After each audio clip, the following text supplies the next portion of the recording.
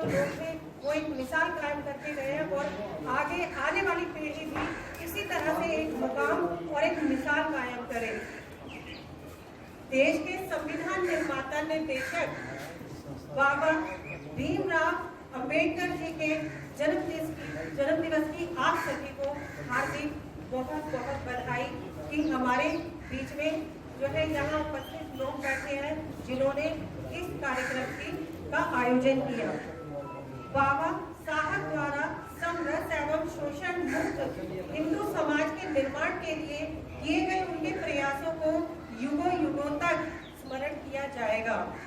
बाबा साहब ने महासत्य की राह पर चले और चलकर प्रेम की बौछारें और प्रेम ही फैलाया, दया को ओढ़े और करके विद्या आओ हम सब मिलकर स्वयं को मनुष्य बनाए। पहली बात तो हमें अपने मानवता का जो कर्तव्य है वो नहीं भूलना चाहिए कि हम अपने स्वार्थ के लिए इंसान को दबाते चले जाते हैं। हम ऐसे लोगों को क्यों याद नहीं रखते कि जो एक समाज में, एक देश में अलग मिसाल कायम करके गए हैं। हमें एक नेक रास्ते पे चलना चाहिए। आज की डेट में जो है इंसान ही इंसान के काम आता है और सबसे पहला कर्तव्य है मानवता। हम लोगों को राजनीतिक लोकतंत्र के साथ सामाजिक लोकतंत्र को भी प्रस्तावित करना चाहिए। सामाजिक लोकतंत्र का अर्थ है स्वतंत्रता, समानता, बंधुता युक्त जीवन पद्धति। प्रसन्नता का विषय है कि आज हम बाबा जी की जयंती पर यहाँ आए हैं। हम उन्हें कोटि कोटि नमन करते हैं।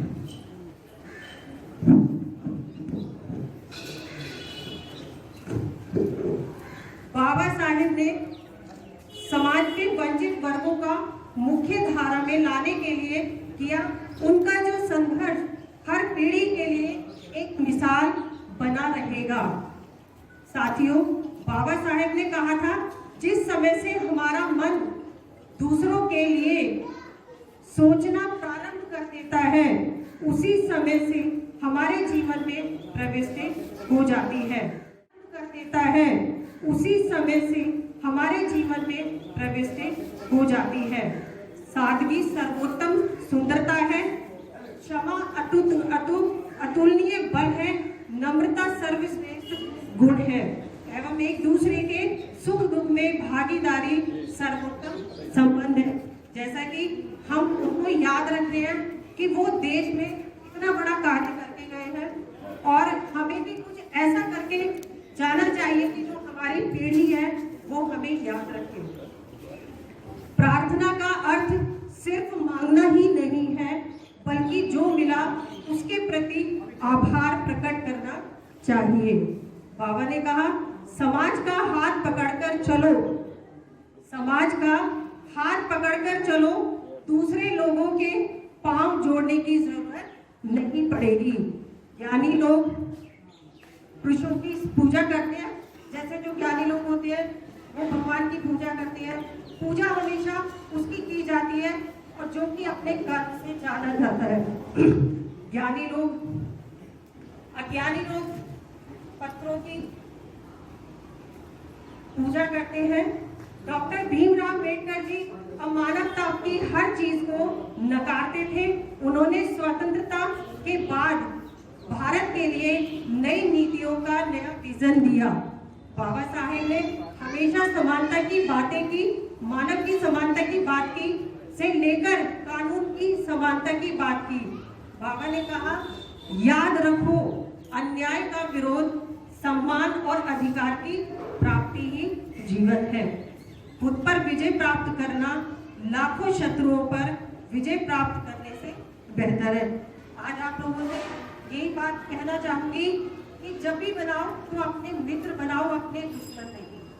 क्योंकि जब हम बड़ी सकारात्मक सोच के साथ कार्य करते हैं तो हमारा एक संगठन तैयार होता है और वो संगठन हमें ऊंचाइयों की ओर लेकर जाता है। खुद पर विजय प्राप्त करना लाखों शत्रुओं को विजय प्राप्त करने से बेहतर है। स्वयं से लड़ो, बाहरी दुश्मन से क्या लड़ना।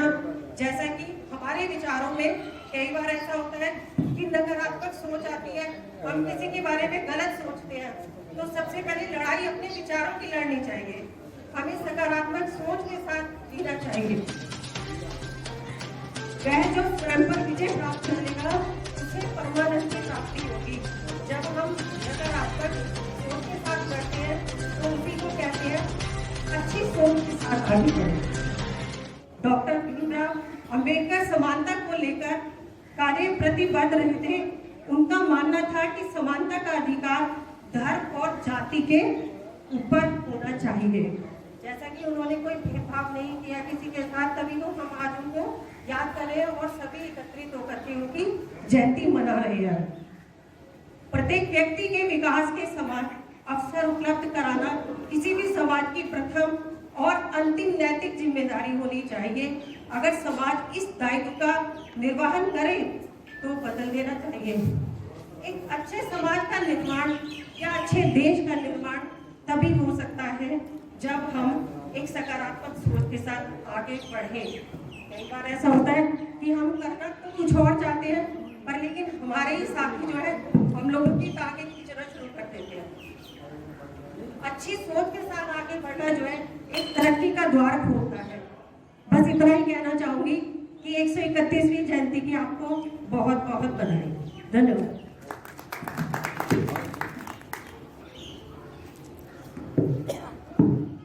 जी का भी स्वागत है। वो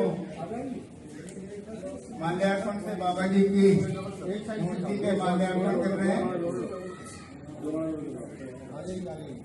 एक छोटी सी मैं 6 साल की उम्र में बाबा जी की जो उम्र थी उसका एक छोटा सा मैं आप लोगों के सामने किस तरीके से किस कष्ट में जीवन से बाबा जी ने अपने जीवन की शुरुआत करी।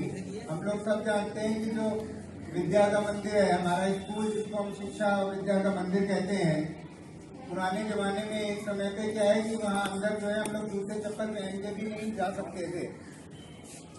तो जब ये एडमिशन की बात आई बाबा जी की, अपने माता जी पिताजी के साथ गए तो उनको एक शर्त पे एडमिशन दिया गया कि जो वो शिक्षा ग्रहण करेंगे वो क्लास में बाहर बैठ के करेंगे।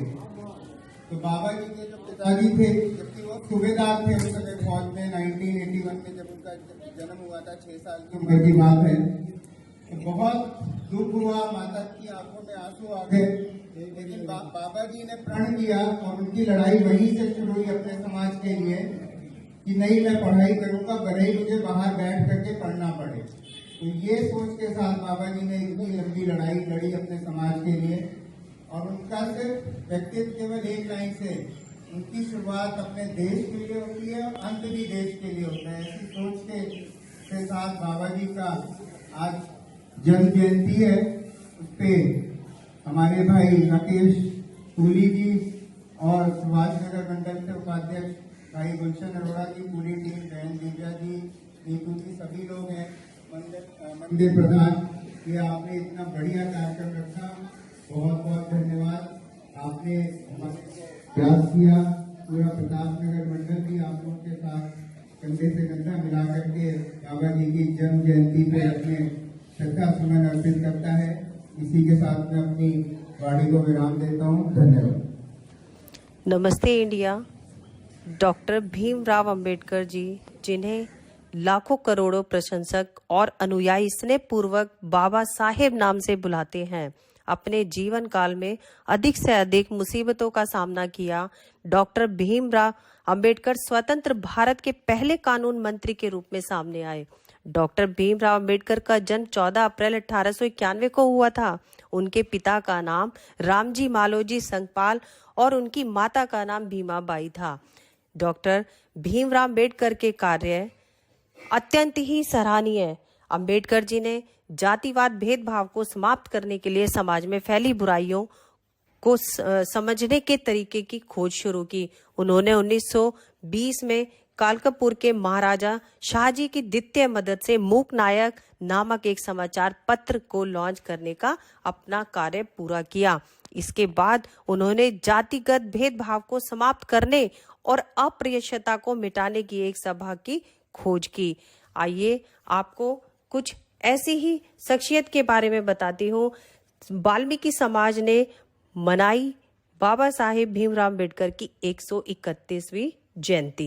गुरुवार 14 अप्रैल 2022 की शाम भारत रत्न साहिब रामजी अंबेडकर की 131वीं जयंती वाल्मीकि समाज ने समाज के गणमान्य व्यक्ति व मातृशक्ति नारी शक्ति के साथ तिहाड़ गांव में स्थित महर्षि वाल्मीकि मंदिर में मनाई। वाल्मीकि समाज के अध्यक्ष श्री मान भजन सिंह जी, तिहाड़ गांव के श्री अजय चौधरी जी, संघ के मान्य जिला संघ चालक सरदार महेंद्र सिंह बाली जी, जनक जिला समरसता प्रमुख श्री सुशील गनोत्रा, जनक जिला सामाजिक सद्भाव प्रमुख श्री केवल कृष्ण मेहता जी, श्री राकेश तुली जी, श्री भगवान सिंह सहित बहुत बड़ी संख्या में कई संस्थाओं व समाज के गणमान्य व्यक्ति एवं मातृशक्ति की उपस्थिति ने कार्यक्रम की शोभा बढ़ाई। समाज में सीधा व स्पष्ट संदेश दिया गया कि यदि हमने अपना व अपने समाज का उद्धार करना है तो बाबा साहेब की भांति हमें अच्छी शिक्षा ग्रहण करनी होगी। दिव्या धवन जी ने बाबा साहेब पर कविता द्वारा संबोधित किया। कार्यक्रम में श्रीमती सीमा शर्मा द्वारा बाबा साहेब के सामाजिक दृष्टिकोण को बताया। सामाजिक समरसता एवं सद्भाव प्रमुखों द्वारा वाल्मीकि समाज को बाबा साहेब का एक बहुत सुंदर चित्र भेंट किया गया। नारी शक्ति की ओर से मंदिर समिति को रामचरितमानस पुस्तक भेंट की गई। मंदिर समिति के पदाधिकारी श्री रिंकू जी, सुभाष चंद्र, रघुवीर जी, सूरज जी, रवि जी, राजेश, भोलू जी, रिंकू, रिदनपाल, सुरेंद्र कुमार, बिट्टू, संजय, संजू, संजय वाल्मीकि उपस्थित रहे।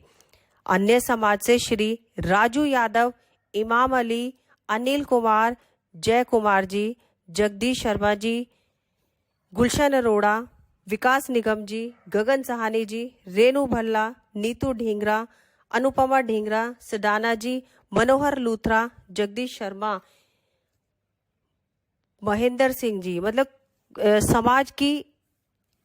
समाज के प्रतिष्ठित जो गणमान्य व्यक्ति थे वो उपस्थित रहे। वनवासी रक्षा परिवार से राजेश गर्ग जी भी सम्मिलित हुए। सभी ने बहुत ही प्रेम पूर्वक वे पुष्प अर्पित करते हुए बाबा जी को जो है फूल समर्पित किए। धन्यवाद।